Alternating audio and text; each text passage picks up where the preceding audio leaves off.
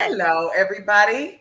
I am Cleo King. Hi, TDF fans. Want to say hello to you today. We're here to have some fun. We're here to do a little interview. I am having fun. I am a Black woman, African American.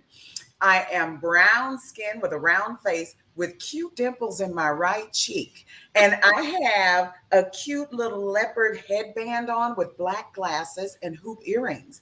And I'm in front of a white background with a picture.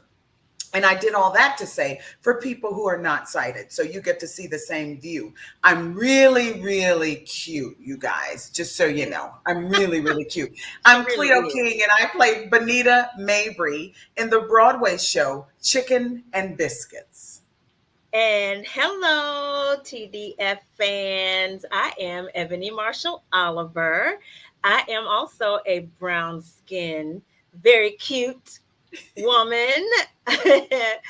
I am wearing you can barely see, but I have this colorful headscarf on and some red, blue, and yellow diamond shaped earrings. And I play the role of Beverly Jenkins in Chicken and Biscuits, Bonita Mabry's baby sister. Yes, and we play sisters in this show, squabbling sisters, meaning, it's a normal sister relationship. Anybody Yes, who's got sisters, we love our sisters, yet, I'm the older sister, so I want to boss her, I want to yes. And I boss don't her. like to be boss. Of course, nobody likes to be boss, so it's ridiculous that my character even wants to do that, but that's who my character is. And she Yes, does it because she just wants the best for her. When we know how absolutely. that is, we know how that We is do. already. When you say you want the best for somebody, it's like, leave me alone. You don't get to tell me what's the best. But What's that's my best for me? character. Say that again, Ebony. I said, yes. I know what's best for me. Right, right. Yeah. So we have a great time in Chicken and Biscuits. We're having so much fun. Douglas Lyons wrote the show, and it's directed by Jalen Livingston. And we're having the time of our lives. It's only Yes, we are. 8 people in the cast, and we're having so much fun. This is great, Yes. especially after the pandemic. We're coming back after the pandemic. Ebony was in the show a while back, and they were shut down for the pandemic. How long did Hmm. you guys run before, Ebony? 2 weeks. That's it. So Just to two be weeks. back and on Broadway, when I say ecstatic, we're ecstatic to be. Ecstatic, honey. So, yeah. So So, let's get is into it. let's do it. It says, I'll read the first question. Is this the Okay. first in-person production you've worked on since the pandemic? And what's it like being back in front of audiences? Okay, for me, I'll take that, Ebony, and then you can answer it after me. Okay, Okay. I'll go first. Okay. This is the second thing I've done since the pandemic. The first thing I did is a movie called Ride the Eagle with Jake Johnson from New Girl. And he's in this movie with me along with Susan Sarandon. It's called Ride the Eagle. So I did that, and that was with masks, and we were outside, and we were social distance and all of that. So this play, this comedy, it's a comedy, it's not a musical. Most people think it's a musical because we're all singers and we're all, performers and singers. So they all think it's that, but it's not that. It's a comedy. So for me, I haven't done a stage play since 1995. Now, I do shows for theater for Black History Month. I do things for Black History Month, Love History Workshop, and I go to churches, I go to schools, and all of that. I put that show together with friends, and we've toured with it. Okay, so I've done that. But my last show, was Jelly's Last Jam. I toured with Jelly's Last Jam in the United States, directed by George C. Wolfe, Ma Rainey's Black Bottom. That was my Hmm. last show. So this is my first show since the pandemic, live theater. So I, first of all, I'm so happy to be back in New York. It's the hardest thing I've ever done in my life because when I lived here back in all that time, honey, I was young. I was young. I would walk these streets. I did everything I wanted to do. It was so easy. I was young. Well, honey, I've been gone. I moved to LA in 95. And now that I'm back, oh my God. Here's the thing. The work is so creative and so much fun. I love the people I'm working with.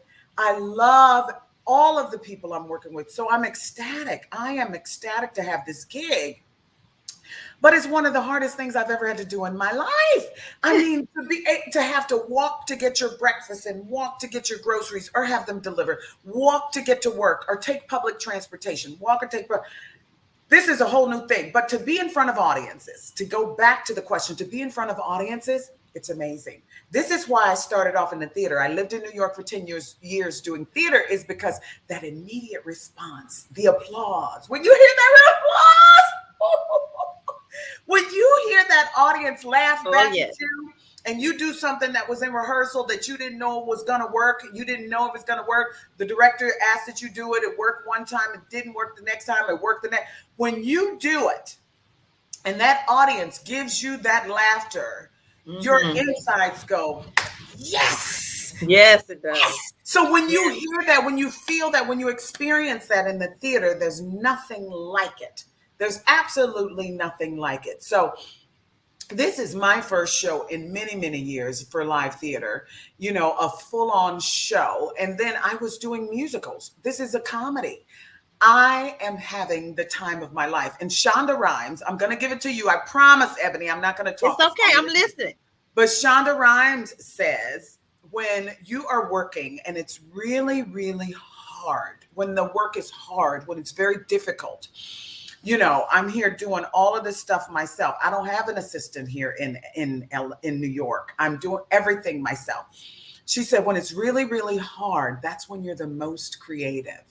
So, honey, I am creating a whole bunch of good stuff right now because I'm telling you, woo, it's hard here. But you know what? The work is so fulfilling and so rewarding. So it's hard, but I can remember Shonda Rhimes' quote about it being creative. This is when you're most creative. So things are happening, you guys. It's just incredible. So, Ebony, I'll turn it over to you. Okay, this is not my first production back post pandemic. I was actually in Merry Wives at Shakespeare in the Park. That was my first production back. I left Merry Wives to begin rehearsal for Chicken and Biscuits, and it's being in front of an audience. There's nothing like it. There's nothing like it. Like you said, there's nothing like being in front of an audience. There's nothing like the give and take that you have, not only with your cast members, but the audience is a cast member. The audience Yeah, is a cast member, yeah, so there's nothing like feeling their energy and the vulnerable moments that they lean into. That's joyous as well.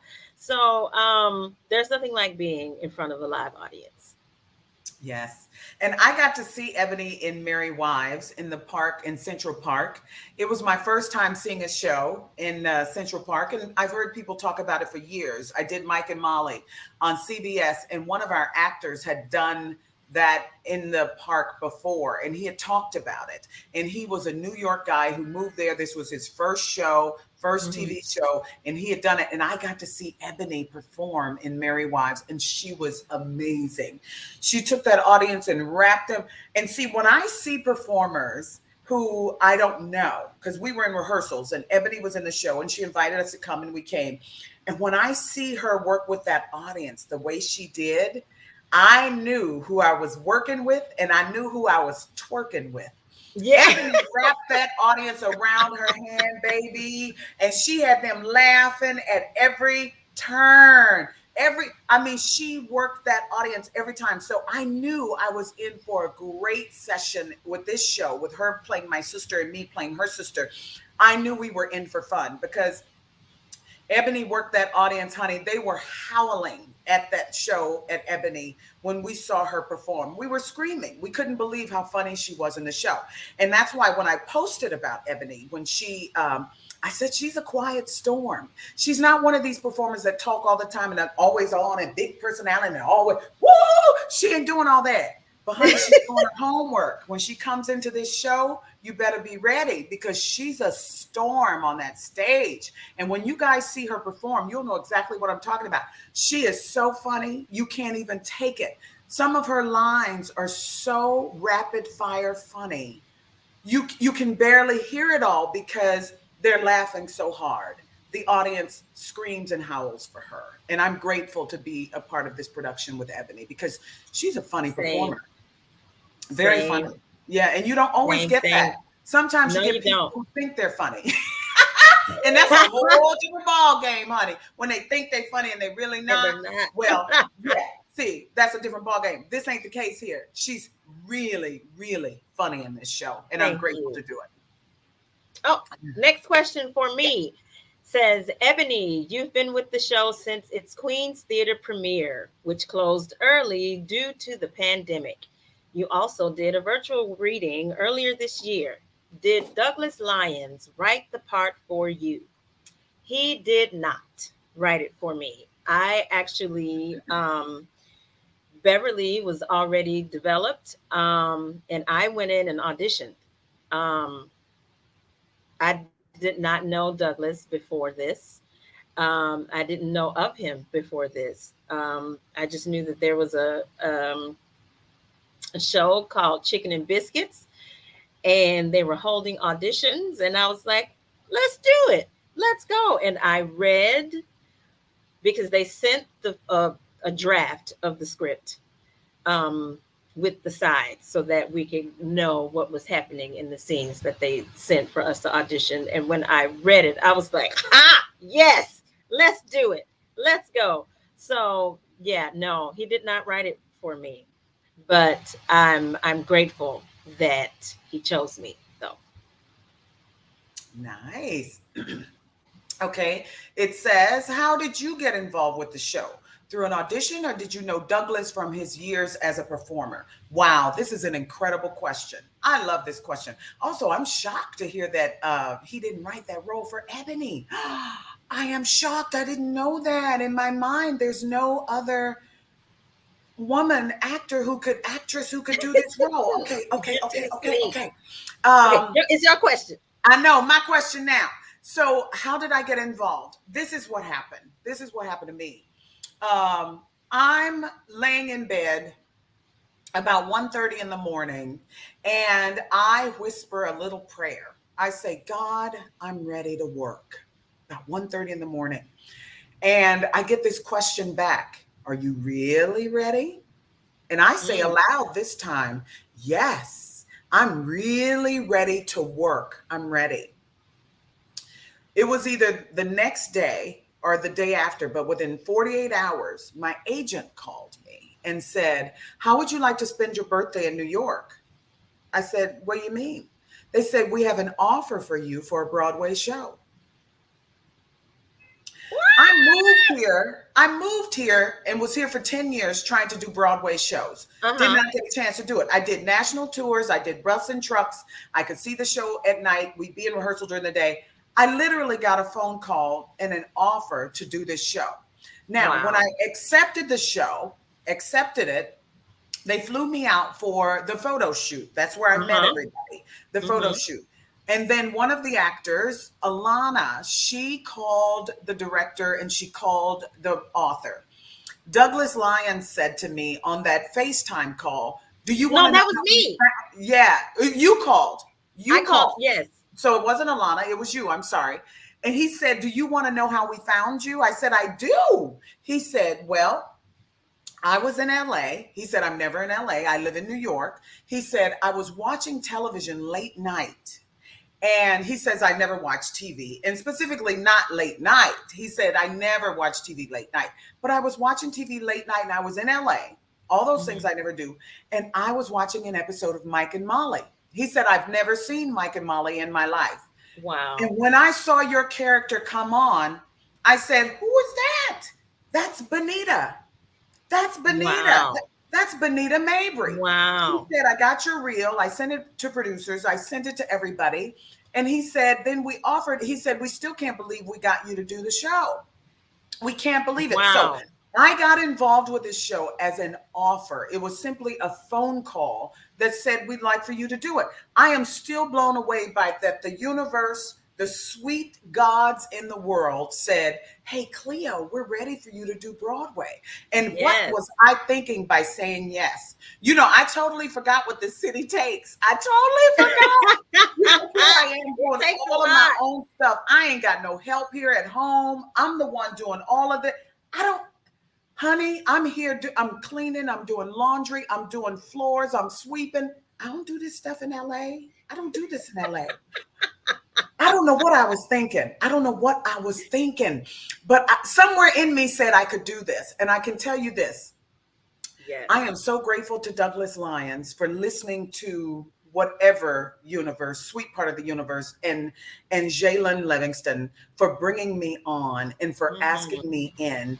Because I mean, I've gotten offers before for movies, for TV shows. They just call me, they see me on other stuff, and I've gotten that because I've been around a long time. Mhm. But to be involved in this show, my gratitude is huge. I mean, when we were rehearsing, I had it down. I was like, okay, I got this. I got this. We got to the theater. There are stairs to get on the stage. There are stairs on the stage. There are stairs Yeah. backstage. There are Yes. stairs once you get off those stairs. There are more stairs to get to your More dressing room. There stairs. are more stairs to get to the honey. I am woo. You hear me? I Yes. am. It took me a week just to get up and down all the stairs. I don't even think I made it to the stage the first week. I am Right. like, oh my God. So Yes. that's how I got involved in this show. And I am eternally grateful for this experience because I'm working with some talented divas over here, baby. I am. And I'm Yes. proud to be in the number. I really So am am. I. Yeah. Very proud. Okay. Even though your characters are estranged, there's a lot of love underneath all the bickering. How did you forge an authentic familial bond on stage? I think you talked about Douglas seeing your reel and sending your reel out. He sent the reel to me after you had accepted the offer. He sent the reel to me and said, "Here's your sister." And I watched that reel and I was like, "Oh Lord, we're about to have a good time. We're about to have a good time because she is just as crazy as I am." And I think I came in with that mindset. And so when I met you the first time at that photo shoot, it was just like, for me, we just clicked. Yes.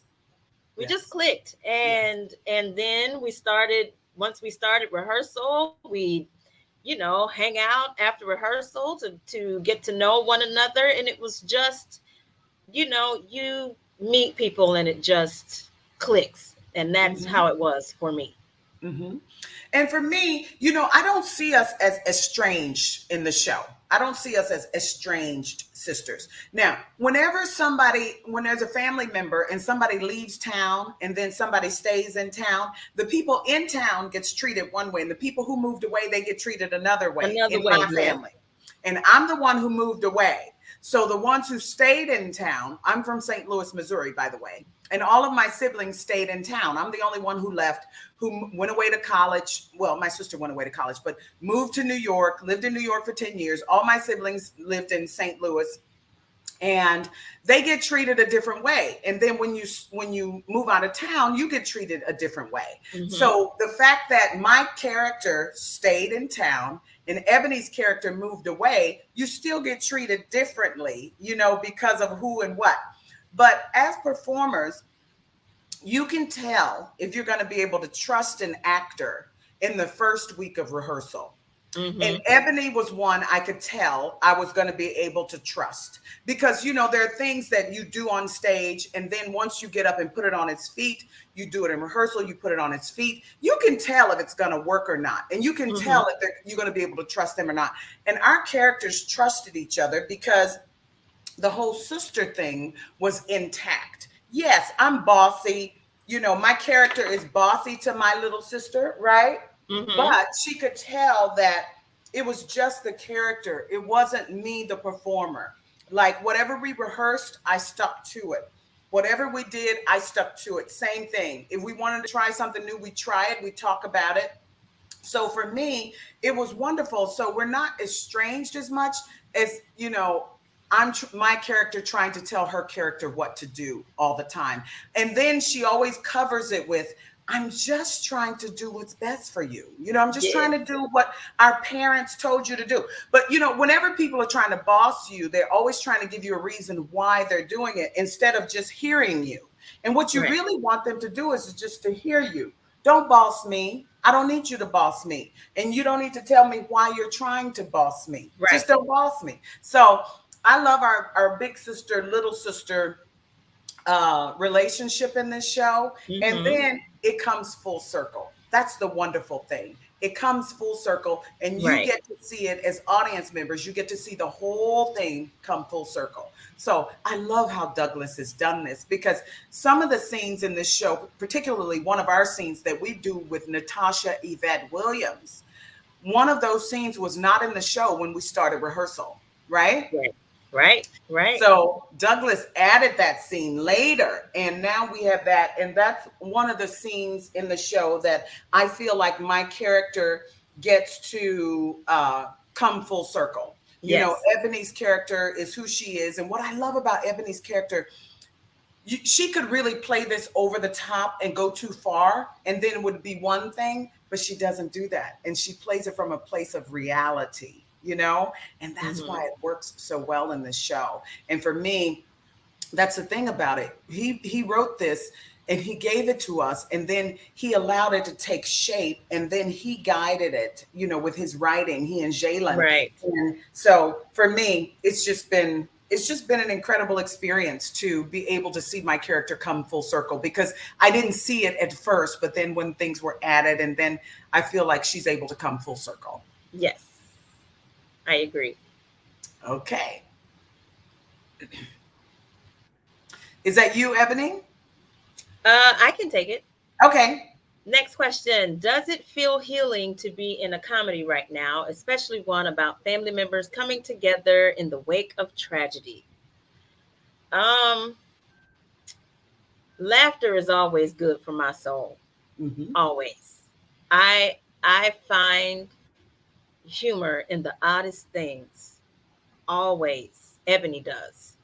So to be able to pull people out of whatever state they may be in with laughter is a blessing, and especially coming out of the 18 months that we have been in.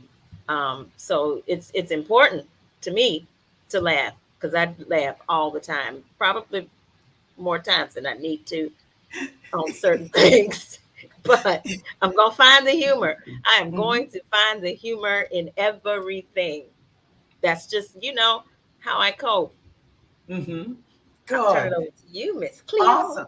Thank you. I find this very healing, because in this show, no matter what race you are, no matter what group of people, no matter where you live, I got a message from a woman who lives in she's from South Africa, and she called my representation, my manager at D2 Management. She called Dee Rhea, and she was telling her how she could relate to our relationships in the show, and that yes, she's from South Africa, but it's family. And no matter where Mm-hmm. your family is from, whether it's Midwest, whether it's South, whether it's South Africa, whether you're Jewish, whether you're African American, whether you're Hispanic, family is family. And when you go through this stuff, this is very healing for me. The show is Mm-hmm. very healing, because what it says is, this is the overall message. Let's have a damn good time. Yeah. Let's laugh. Let's key hee. Let's get in here and ha ha together. But when it's all too much, let it go. Let it Mm-hmm. go. None of that stuff matters. Let it go. We are here. We're going to be gone. You may as well enjoy yourself and Mm-hmm. let it go, because every family has something. you meet people and you say, well, I grew up with a great family. We never had anything. We didn't even have. Well, good. That's your family. That's great. Yeah, right. So I can tell you, families have stuff, but when you work through it and you stick together, there's nothing like it. And this show is one of the shows where we laugh, laugh, laugh, laugh, laugh, and go through it.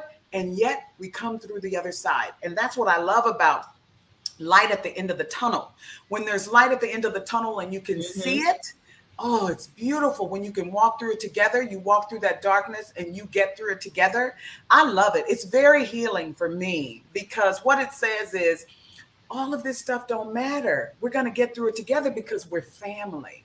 Family Yes. and friends. And a lot of our friends in show business are our family. We've Our family. recreated Yep, you're our right. own family with friends, right? Don't you find that, Ebony? I do. I do. I do. Yeah, I we've do. It created happens our all the time. right. We've created our own family. When you leave home, like I did for college and then moved to New York, your family is back home. You now got to find your family. You got to now Mm-hmm. create your family. And that's what we do. And we get through it. And so for me, it's very healing because it says we're going to get through this intact and we're going to be okay. And it's not just okay, but we're going to thrive together because we're going to let it go. Yes. It's one thing to carry all this stuff with you, but when you let it go, Right. honey. So this Yes, show is honey. able to do that. And we're doing that and we're having a great time doing it. Yes, we So and we are. get to do it tonight. We have a show Yes, we tonight do. at 7 o'clock. So exciting. Besides this play, what inspires you to laugh? Oh my God, I'll take that one, Ebony, if that's okay with you. Okay. Yes, go. Oh, I have a 13-year-old son. My son Titus inspires me to laugh. He inspires me to laugh. He's a hoot. He's so full of attitude at 13, number one. He's so full of attitude, and he is just one of the funniest people I know. My son is because he's so funny, and he think he's one of the smartest people in the world. He think he's very smart, and I know I'm very pushy. I know I'm very pushy. I'll see other people who are also pushy, which is why they thought I could play Bonita probably. But they see other people who are very pushy and they drive me crazy. And they drive me crazy. I think, oh my God, she's too pushy. He's too pushy. That's because they're just like me. They're just like me. And I see myself in them. And then I Mm-hmm. say, oh my God, that's too much. But many times I'm too much too. But I come from a good place and a good heart. But my son is very funny. I love, love, love laughing at him and laughing with him. He's a hoot. Mm-hmm. My son is very funny. And also working with Norm Lewis, he's a hoot. He's always got a great story. Norm Lewis can give you Always. some of the best stories in the world of who he's worked with. And he'll just throw out a name of some of his wives, honey. Audra McDonald. I'm like, what? Audra McDonald has kissed these lips. Mwah. Let me kiss you again. Mwah. Mwah. Can I tell Audra McDonald has kissed you? Mwah. No, not just yet. Mwah. Norm Lewis is funny. He's He very funny. is. And that Michael Urie, oh, child, that Michael Urie, woo, that man can go back and get a laugh 10 times. He'll give you one laugh, he'll give you another, he'll give you another, he'll give you another, he can go back and get a laugh 8 times, 10 times, Yes. back to back to back to back to back. I love working with talented people like that. I Yes. love it because it makes you work harder to keep up. It makes you work Yes. harder to get your stuff right. Because we're all here together for a reason. For Right. whatever reason, we lined up in the universe with our talent, with our love, with our whatever, and we're here. And that kind of stuff, it just makes me happy because it says, oh, yeah, we're vibing. We're vibing. So that's Yes. my part on that, Ebony. Yes. Yes. Yes. I kind of touched on what inspires me to laugh. A lot of things inspire me to laugh because I always look for the funny in things. And like you, my son is almost 13 and he is also hilarious and he has no idea how funny he is. He has no idea how funny he is. And I'm just like, the way his mind works cracks me up. So those are my inspirations for laughter. Nice. Tell Oh, us your most hilarious Norm Lewis story. Go. Um, I'll take it. okay. So I think my most hilarious Norm Lewis story is him trying to learn the Cardi B TikTok dance from Anye.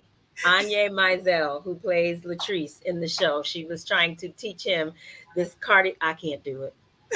But she was trying to teach him the dance, and he picked it up pretty quickly, but he should put it down. So Oh, that's my hilarious Norm Lewis story. I love it. See, I forgot all about that because I remember he would do the shake. He would try to shake the bum in the back, and I would say, Norm, that thing ain't moving. Your bum Mm-mm, is not moving, honey. That thing ain't moving. No, Norm, mm-mm, do something else. mm-mm. Put it That's back. Put funny, it back. Ebony. I had forgotten about that. He was shaking Yeah. up and down, wasn't nothing moving but his knees, just his knees. That's all that was. I said, Norm, that ain't it. That ain't it. My Put it funny back. story about Norm. My funny story about Norm is I was telling a story about how my son was being bullied in kinder. He was in kindergarten, and I was telling a story of how I had called the principal and I told the principal about this little boy who was bullying my son. And see, my son is not a fighter. I'm a fighter. My son is not a fighter. Hmm. And I was raised, if somebody hits you, you better hit them back. That's how I was raised. Okay. Right. I wanted to raise my son like that, but his other parents said, no, let's not do that. Let's not do it. I wanted that, but I'm just keeping it real. But anyway, I called the principal. I told her this little boy was bullying my son, and she didn't call me back. And I called her again. He was in public school at this time. I called her back, and then she did not get back to me. So she didn't get back to me. So I went up to the school, and I was on the playground, and I said to my son, where is this little boy? Where is he? Where is he? My son turned his back. He said, Mom, that's him right there. That's him right there. Mom, don't say anything. Don't say anything. I said, oh, no, no, no. I said to the little boy, I said, you keep messing with my son. Why are you messing? And parents were out there. Everybody was out there. Everybody was on the playground. Everybody could hear me. I said, you keep saying to him, I wish you would. Stay away from my son. I said to my son, stay away from him. And I said to the little boy, I wish you would. I wish you would say something else to my son. That's my son. You stay away from him. They're kindergartners. All the parents saw me. Before I got to my car, the principal called me on my cell phone. Now, she hadn't called me back. I'd called her twice, but she hadn't called me back. Now that all the parents called her and said, I'm confronting this kindergartner or first grader, whatever he was, then she want to call me. Well, I told Norm Lewis this story. Well, all day for the next 2-3 days, Norm Lewis went up to everybody in the cast, no matter what they did or said, and he would say, I wish you would. I wish He you sure would. And did. he would He buck sure like that. did. So He to sure me, did. that's one of the funny, because whenever he would say, I wish you would, he's dying laughing before he finishes the phrase, because Right. all he could think about is me confronting this kindergartner or first grade or whatever this kid was who was bullying my son. So he got so much fun and laughter out of that. And then I got the same thing because he kept going around doing it to everybody. So that's my funniest Norm Lewis story. But I can tell you, I love working with Norm. I love working with every single person in this Yes. show. I Yes. really love it. Devere, Hmm. Anye, Alana, Natasha. I am having the time of my life with this Yes. cast Yes. because they keep it real and they give from a place that is just phenomenal. And I mean, we have some talented, funny people in this show. Yes, we So do. Yes, we do. it's been great. Next question. I guess I should take this one. Okay, Yeah. go ahead. Okay. Where's your go-to place for chicken and biscuits? Oh, I have a good place. I have a place in LA because I'm from Los Angeles, meaning that I live there and have lived there since 1995. And I'm back in New York. So my favorite place, because I'm vegetarian, so I don't eat any meat. So my place in LA is a place called Blazing Burger. Blazing Burger is a vegan spot in Burbank, California. They have the best chicken and it's tofu, but it's Mm-hmm. deep fried and it is off Mm-hmm. the chain. Blazing Burger, and it's BLAZ apostrophe N. Blazing Burger in Burbank. That's the best vegan chicken ever, ever, ever, ever, ever. That's my chicken. They ain't got no biscuits, but baby, that bun is on is everything. And then here in New York, what I have found is PS. PS is a vegan spot here right in Midtown, very close to the Mhm. theater. Natasha Yvette Williams brought some wonderful mushrooms that are deep fried to the theater for us to taste. And it Yes, tastes they just were like good. buffalo wings. Wasn't it amazing? It They were came good. with buffalo sauce and oh my God, PS has the best mushrooms, but it's like fried chicken. It's so good. So because I don't eat meat anymore, I'm 4 years. September was 4 years, no meat, vegetarian Wow. for me. So that's my favorite chicken and biscuits thing, to be able to enjoy it because honey, you could deep fry anything and it tastes good. Come on now. Even Right. silverware. You could deep fry silverware and it tastes good. So that's my place for chicken and biscuits. What about Well, you, Miss Ebony? I grew up on Popeyes. Okay. That's all. I'm originally from Louisiana, and so the little small town I grew up in, we had a Popeyes and a Sonic and Okay. Pizza Hut. So I grew up on Popeyes, and today I will go to Popeyes and get me two-piece spicy white meat and a biscuit. Boom. That's my go-to. And the biscuits are so good. They Oh are. my They God. are. And whenever I get one, I then want two. I just, oh, Yeah. you You can't go got to be wrong. careful. Yes, you can't go wrong. I'll take this one. What shows are you excited to see as theaters continue to reopen? Ooh, I am so excited to go see Tina. Yes.